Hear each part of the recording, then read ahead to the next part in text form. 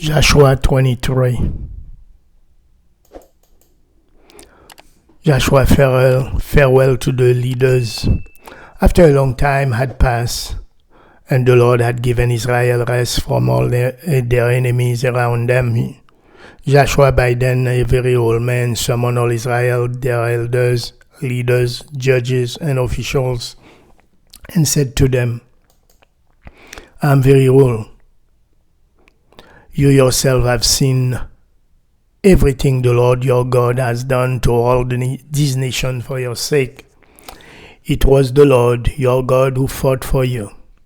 Remember how I have allotted as an inheritance for your tribes all the lands of the nations that remain, the nations I conquered between the Jordan and the Mediterranean Sea.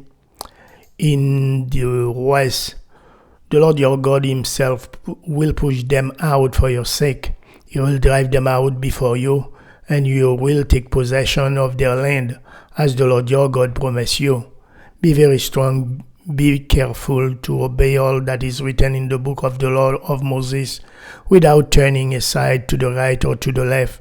Do not associate with these nations that remain among you. Do not invoke the names of their gods or swear by them.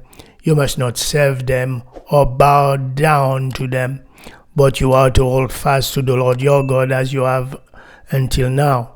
The Lord has driven out before you great and powerful nations. To this day, no one has been able to withstand you. One of you adds 1,000, because the Lord your God fights for you, just as he promised. So be very careful to love the Lord your God. But if you turn away and ally yourself with the survivors of these nations that remain among you, and if you intermarry with them and associate with them, then you may be sure that the Lord your God will no longer drive out these nations before you. Instead, they will become snares and traps for you, whips on your backs and thorns in your eyes, until you perish from this good land which the Lord your God has given you. Now I am about to go the way of all the earth.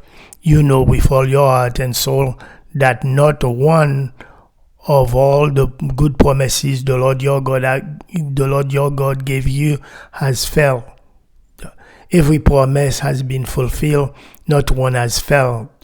But just as all the good things the Lord your God has promised you have come to you, so he will bring on you all the evil things he has threatened, until the Lord your God has destroyed you from this good land he has given you.